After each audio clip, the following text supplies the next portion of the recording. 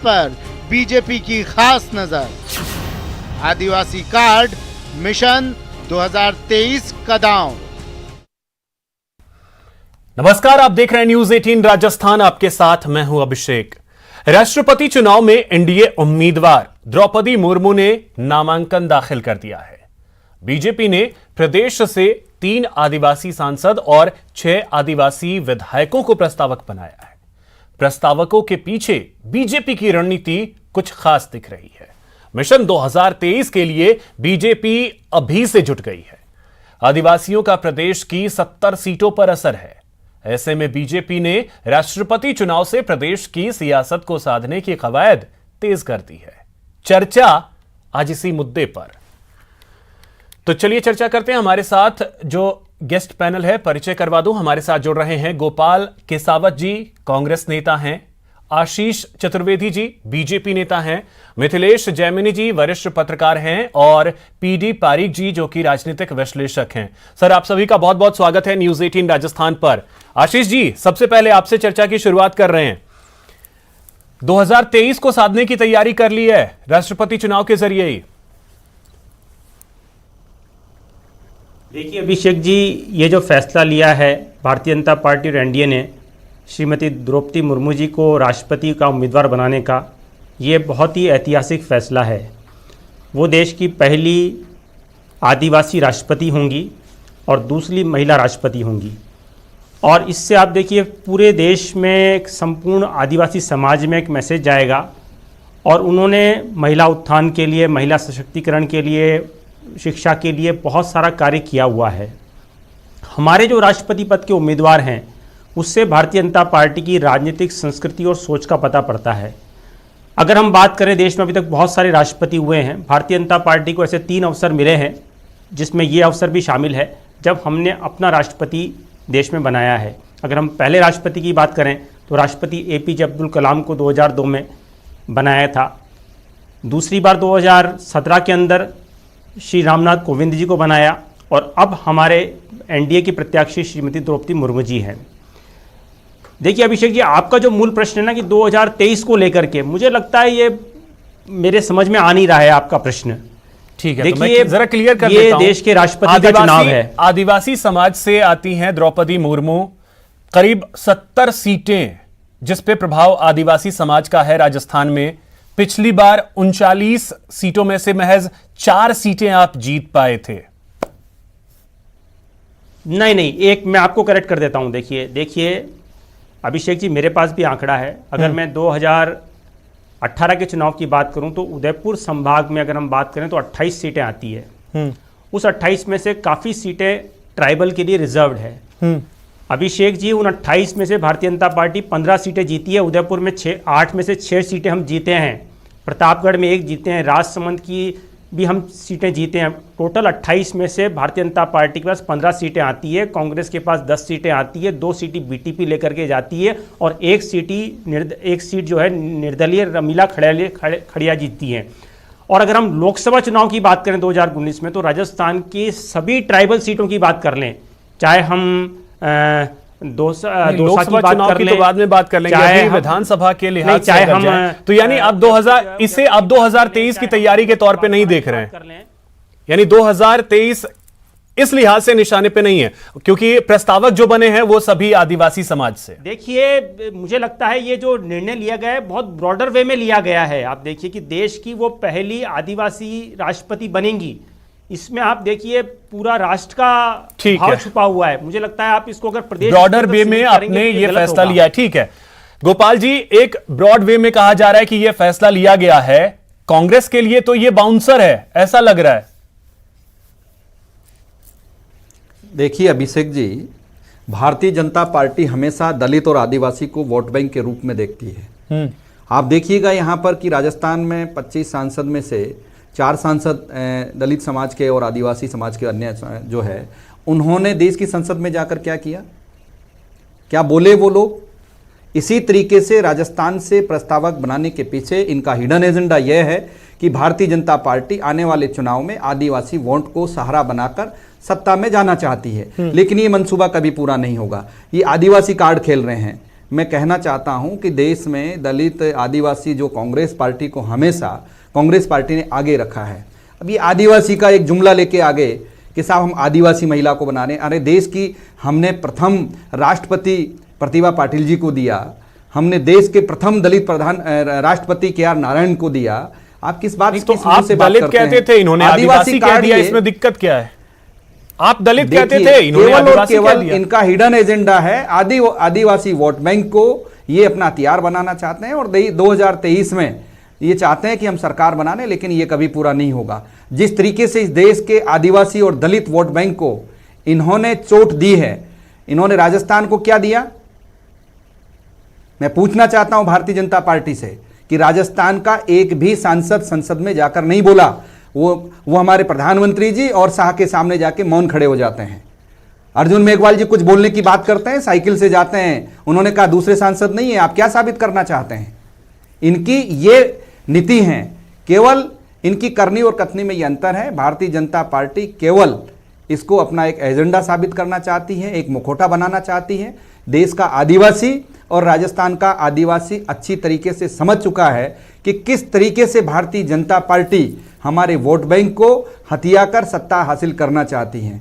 क्योंकि आदिवासी भी समझदार हो चुके हैं, दलित भी समझदार हो चुका है, किसान वर्ग भी समझदार हो चुका है, और ये हमेशा ये चाहते हैं कि जो देश में जो ज्वलंत मुद्दे हैं उन मुद्दों को डाइवर्ट करने की पॉलिसी हमेशा भारतीय जनता पार्टी रखती है। और यही इन्होंने आदिवासी कार्ड खेलकर ये साबित करना चाहते हैं कि हम देश में सब लोगों को शामिल करना चाहते हैं। ठीक है, अभी मिथिलेश जी ने उदाहरण दिया। एक कमेंट मैं आपसे चाहूंगा, जो ये फैसला बीजेपी और एनडीए ने लिया है, ऐसा लग रहा है कि ये फैसला ब्रॉडवे में तो वाकई लिया है, कई राज्यों को साधने की कोशिश है, आदिवासी समाज को साधने की कोशिश है, जो बाउंसर है विपक्ष के लिए, जिसका जवाब शायद विपक्ष के पास भी नहीं आज के रेट में। देखिए अभिषेक जी, निश्चित रूप से जो ये श्रीमती द्रौपदी मुर्मू जी को जो राष्ट्रपति का प्रत्याशी बनाया है, वो निश्चित रूप से बहुत सोचा समझा फैसला है और राजनीतिक रूप से बहुत परिपक्व निर्णय है। गुजरात और राजस्थान में चुनाव होने वाले हैं, इसके अतिरिक्त 12 राज्यों में और चुनाव होने वाले हैं और सब में आदिवासी वोट बैंक है। इसके साथ साथ आधी आबादी जो महिलाओं का वोट बैंक है वो, और द्रौपदी मुर्मू जी की जो कहानी है, जो उनकी जीवन की गाथा है, वो आम आदमी को हृदय को मर्मस्पर्शी उनकी जो गाथा है वो निश्चित रूप से भाजपा के लिए फायदेमंद है। अब कांग्रेस को तो ये चाहिए कि यशवंत सिन्हा जो बीजेपी से निकल के आए हैं, अटल जी के सिपह सलार रहे हैं और ममता बनर्जी के प्रत्याशी हैं, आदिवासी वोट बैंक की कांग्रेस पैरवी करती है, तो उन्हें इमीडिएट अपना समर्थन द्रौपदी मुर्मू जी को देना चाहिए। कांग्रेस के आला कमान को बेवजह ममता बनर्जी के साथ जाने से कोई लाभ नहीं है, क्योंकि पश्चिम बंगाल में कांग्रेस का कुछ हिस्सा पाटा है नहीं, तो ममता बनर्जी के पीछे खड़े होने से कोई लाभ होना है नहीं। इनकी जीत निश्चित है। और जो महाराष्ट्र के राजनीतिक परिदृश्य उखल के आ रहे हैं, उससे तो साफ जाहिर हो रहा है कि बहुत बड़ी जीत का पुख्ता इंतजाम बीजेपी ने कर लिया। और जिस तरीके से एक आदिवासी जो समाज है उसको जोड़ने का जो काम किया है, वो निश्चित रूप से जो इनका एक एजेंडा है, या कुछ भी कह दीजिए, कांग्रेस वाले जैसे अशोक गहलोत जी बार बार कहते हैं हिंदू राष्ट्र बनाना चाहते हैं, तो वो तमाम जो चीजें हैं और जो एक कांग्रेस मुक्त भारत की जो कल्पना है, उसमें एक ये वैक्सीन डोज की तरह काम करेगा। क्योंकि आदिवासी वोट बैंक अगर शिफ्ट हो जाता है कांग्रेस से, तो कांग्रेस के पास कुछ बचता नहीं है, क्योंकि माइनॉरिटी में ओवैसी और कई जो दल है वो खड़े हो गए हैं। ऐसे में जो कांग्रेसी का हार्डकोर वोट बैंक है वो डिस्टर्ब हो गया है। तो राष्ट्रपति चुनाव तो राजस्थान की जो ये 70 सीटें हैं, इस पर आप किस तरीके से देख रहे हैं? 70 सीटों पे प्रभाव है राजस्थान का, देखिए राजस्थान उस पे किस तरीके से देख रहे हैं? सबसे इंपॉर्टेंट, देखिए उसमें सबसे इंपॉर्टेंट चीज है कि ये जो बेल्ट है, बीटीपी जो एक तीसरे मोर्चे के रूप में बीटीपी खड़ी हो रही थी, बीटीपी के लिए बहुत बड़ा खामियाजा है। और बीटीपी ने अभी हाल ही में राज्यसभा चुनाव में जिस तरीके से पार्टी का व्हिप उल्लंघन करके कांग्रेस का साथ दिया है, उससे आदिवासी समाज में रोष है और ये डबल हो गया है। तो कुल मिलाकर जो राजनीतिक लब्बो लुबाब है, वो राजस्थान में राष्ट्रपति चुनाव के बाद काफी बदलाव आने वाला है, इसमें कोई शक बिल्कुल राष्ट्रपति चुनाव के बाद बदलाव होगा और इसका इंपैक्ट भी होगा, ये साफ तौर पे दिख रहा है। अब पीडी पारिक जी, एक चीज मैं आपसे समझना चाहूंगा, राजनीतिक विश्लेषक के तौर पे आप इस फैसले को किस तरीके से देख रहे हैं? इसका कितना असर राजस्थान पे पड़ने वाला है 2023 के चुनाव में? देखिए सर, जो राष्ट्रपति का पद है उसको हमको जाति, धर्म, क्षेत्र, इन सब लिंग, इन सबसे हमको बाहर देखना चाहिए। राष्ट्रपति के लिए जो सत्ताधारी दल ने जिसको चुना है, उन्होंने अपने हिसाब से, वो कोई भी दल हो, वो अपने हिसाब से राजनीतिक स्थिति भी देख करके चुनते हैं। ये बात पक्की है कि उन्होंने कौन से ये धर्म से चुना है, कौन से लिंग से चुना है, कौन सी जाति से चुना है, कौन से क्षेत्र से चुना है, ये सब वोटों का गणित हर एक कोई राजनीतिक दल लगाता है, चाहे वो कोई सा भी दल हो। और जो जो ये द्रौपदी मुर्मू जी को चुना है वो आदिवासी है, तो आदिवासी समाज उनके ऊपर निश्चित तौर के ऊपर गर्व महसूस करता है, और मैं समझता हूँ आदिवासियों का फर्क तो पड़ेगा ही।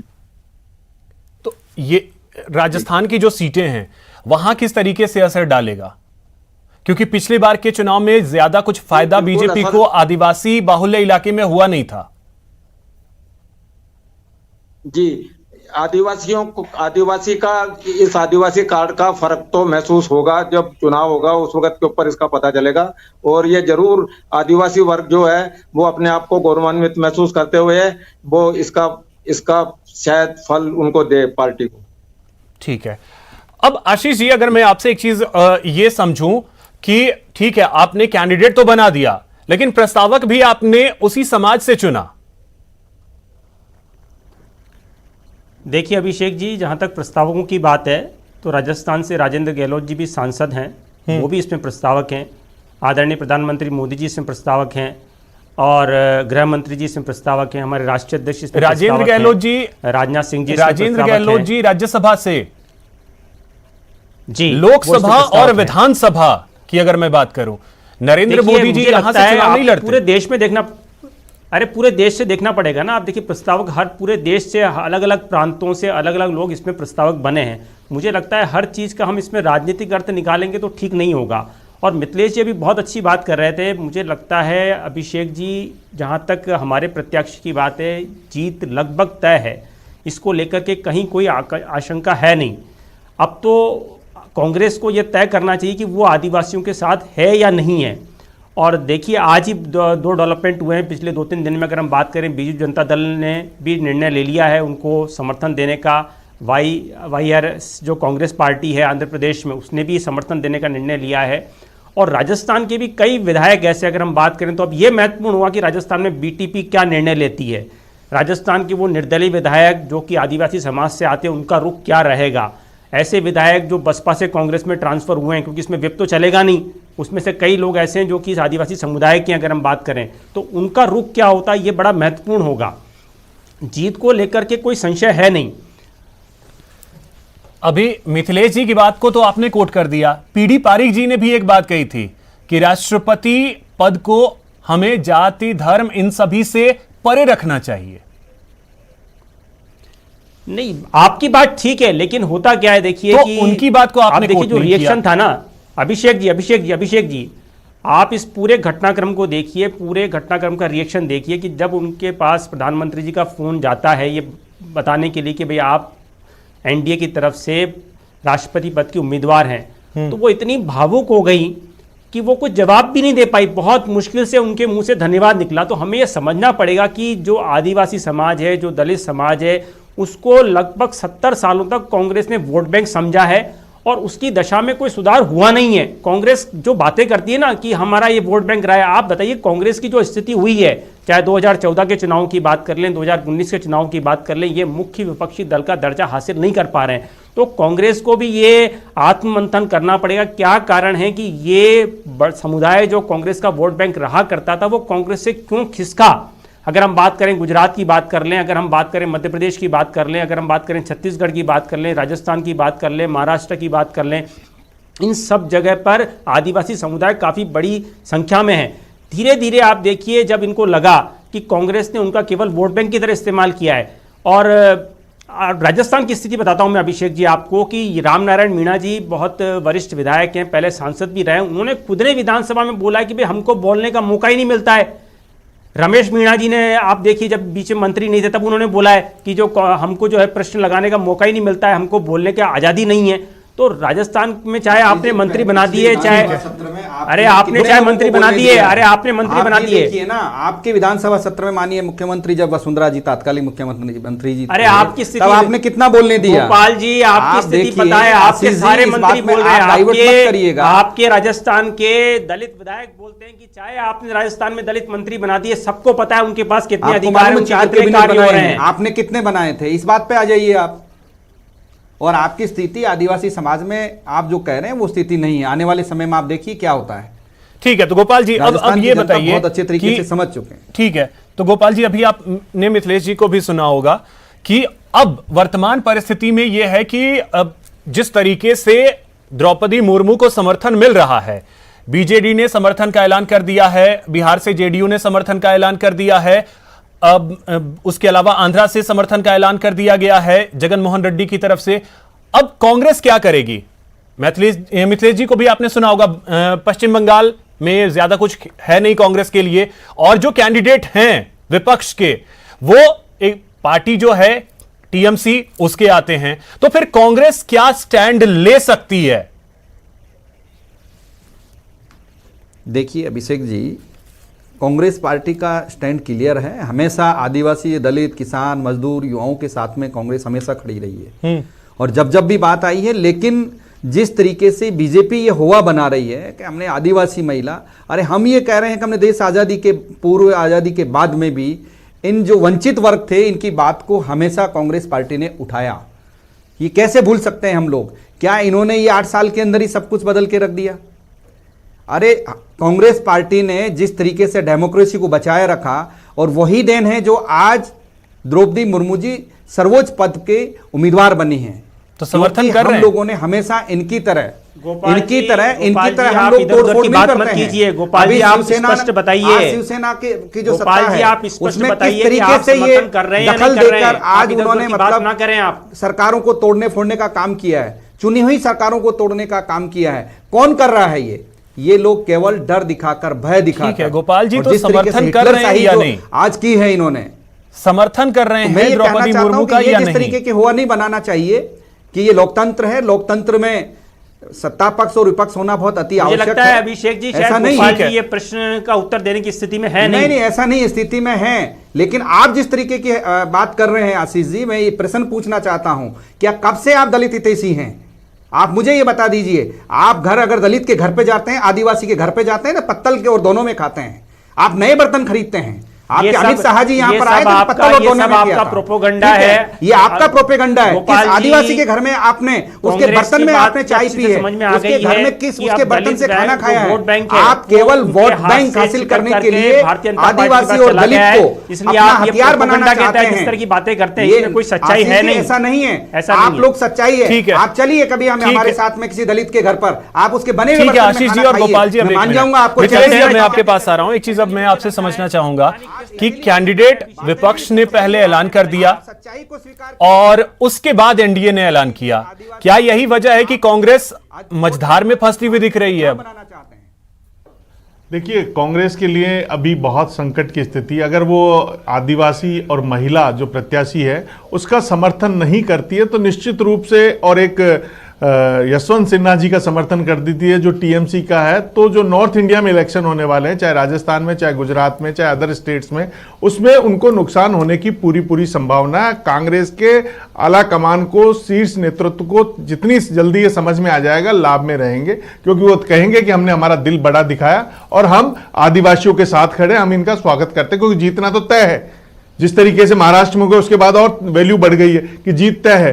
तो ये एक मौका है कांग्रेस के लिए, एक जो एनडीए ने एक जाल फेंका है कि जो उनका हार्डकोर वोट बैंक है, जो कांग्रेस ने एक चाल भी चली थी यूपी चुनाव से पहले, आदिवासी कहने लगे थे हम हिंदू नहीं है। एक नया कार्ड राजस्थान में भी रामकेश मीणा जी जो गंगापुर से विधायक है, आमागढ़ वाली पहाड़ियों को आप भूले नहीं होंगे, एक नया कि हम हिंदू नहीं, हम अलग है।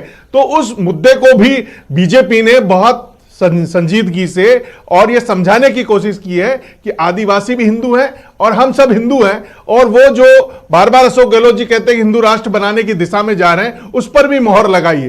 तो एक बड़ा जो राजनीतिक पृष्ठभूमि वाला और एक सोची समझी रणनीति के तहत जो राष्ट्रपति प्रत्याशी भाजपा ने उतारा है, वो बहुत अहम रखेगा और देश की राजनीति में एक नई दिशा और दशा तय करने वाला है। इसलिए कांग्रेस के पास ये गोल्डन अपॉर्चुनिटी है कि वो उनके ही खेमे से कभी बागी होकर निकली ममता बनर्जी का हाथ तुरंत छोड़ दे और फायदे में रहेंगे। कोई लाभ नहीं होने वाला है यशवंत सिन्हा के साथ जाकर। राजनीतिक रूप से यशवंत सिन्हा का उनका जातिगत आधार, वो कायस्थ से है, अपर कास्ट में, वो जब कंपैरिजन करेंगे कांग्रेस का हार्डकोर वोट बैंक है तो लॉस में रहेंगे। तो ये जो तमाम स्थितियां बन गई है उसमें जितनी जल्दी कांग्रेस इस स्थिति को भांप ले, हो सकता है राहुल गांधी जब ईडी से पूछताछ खत्म हो गई है, सोनिया जी भी स्वस्थ होकर घर आ गई है और अशोक गहलोत जी भी पूरी तरह संजीदगी से काम कर रहे हैं, तो कोई कब तक ये ईडी और सीबीआई का डर देखिए, दिखाते रहेंगे? ईडी और सीबीआई का डर से कोई मतलब नहीं। ये एक आपके लिए आपके वजूद की लड़ाई है कि आपके हार्डकोर वोट बैंक और महिला और है, जिस महिला की बात करती है कांग्रेस बार बार, ठीक है मिथिलेश, महिला सशक्तिकरण, ठीक है सोनिया जी पीडी बार बार पारेख जी। अब अगर मैं एक चीज और समझूं, जिस तरीके से दबाव अब बढ़ गया है कांग्रेस पे, और तो प्रदेश में कई ऐसे विधायक हैं आदिवासी समाज से जो कांग्रेस से हैं, उनके जहन में भी अब ये सारी बातें चलेंगी कि वो द्रौपदी मुर्मू के साथ जाएं। इसको लेकर के शीर्ष नेतृत्व तक अपनी बात भी पहुंचाने की कोशिश होगी।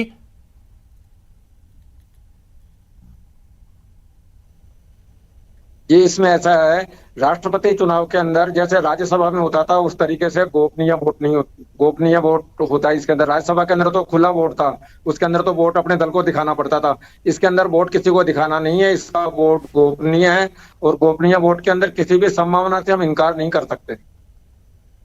तो अब ये प्रेशर कांग्रेस पे आ गया है, गोपनीय मतदान का असर तो हो सकता है, तो ये प्रेशर तो अब कांग्रेस पे रहेगा, बिल्कुल हो सकता है। तो प्रदेश के सियासत के लिहाज से अगर आप देखें और जिस तरीके से उथल पुथल महाराष्ट्र में मचा है, उसके बाद देख रहे हैं यहां पे कि कांग्रेस को भी सोचना पड़ेगा। जी, ये राष्ट्रपति चुनाव का परिणाम जो है वो अपने आप को अंदर बहुत कुछ महत्व रखता है और वो उसके अंदर बताएगा। ठीक है। अब गोपाल जी देखिए, जिस तरीके से आपने मिथिलेश जी को भी सुना, पीडी जी को भी आपने सुना, क्या अब कांग्रेस उस प्रेशर को फील करेगी? क्योंकि आपके भी कई आदिवासी विधायक हैं, उनके जहन में भी तो यह बात चलेगी कि हम द्रौपदी मुर्मू के साथ जाते हैं, यशवंत सिन्हा के साथ जाने में हमें क्या फायदा? देखिए अभिषेक जी, भारतीय जनता पार्टी हमेशा जाति और धर्म की बात करती है और इसको भी ये चाहते हैं कि आदिवासी का हम कार्ड खेल के हम बहुत बड़ा एक होवा बना दे पूरे देश में। वो तो खेल गए, जो चुनाव आ रहे हैं जो स्टेट, वो तो खेल गए अब। लेकिन मैं आपको बताना चाह रहा हूं, आप सुनिए मेरी बात को। सोनिया गांधी को, राहुल गांधी को बेणेश्वर धाम पसंद है, बांसवाड़ा में सारी सभाएं वही करते हैं। तो आदिवासियों ने हमेशा कांग्रेस का समर्थन किया है। आदिवासी का जितना कह रहे हैं, कांग्रेस पार्टी जितनी हितैषी रही है भारतीय जनता पार्टी कभी नहीं रही है। मैं आपको इसको कह सकता हूं इस चैनल के माध्यम से। इसलिए हमेशा हम लोग जो बात करते हैं कभी जाति और धर्म पर कैंडिडेट को नहीं लेके जाते हैं। हमारी जो पार्टी फैसला करती है वो बिल्कुल आंतरिक लोकतंत्र के अंतर्गत करती है और स्पष्ट करती है। लेकिन जिस तरीके से ये लोग प्रेशराइज करके और इश्यू को अनइश्यू बना के जिस तरीके से देश में परोसना चाहती है देश की जनता के सामने। ठीक है गोपाल जी, एक जल्दी से क्लोजिंग कमेंट 10 सेकंड में मिथिलेश जी मैं आपसे चाहूंगा 10 सेकंड में आप जल्दी से इसको क्लोज कर दें कि क्या अब उन आदिवासी विधायकों पे प्रेशर पड़ेगा और वो अपनी बात को उठा सकते हैं? निश्चित रूप से पड़ेगा। चिंतन शिविर के बाद राहुल गांधी को ले जाके अशोक गहलोत जी ने जो पुल का उद्घाटन कराया वही आदिवासी इलाके में कराया। कांग्रेस को अच्छी तरह पता है, बड़ी मीटिंगें जितनी भी मीटिंग हुई है वो आदिवासियों में हुई है। तो ये जो तमाम जो चीजें हैं, हमारे से ज्यादा, तो ये तमाम चीजें हैं और जो आदिवासी लोग होते हैं वो इमोशनल होते हैं, चलिए तो ठीक है, वक्त इतना ही है मेरे पास। बहुत शुक्रिया आप सभी का हमारे साथ जुड़ने के लिए और इस चर्चा में शामिल होने के लिए। दोपहर की 2 टूक में इतना ही। नमस्कार।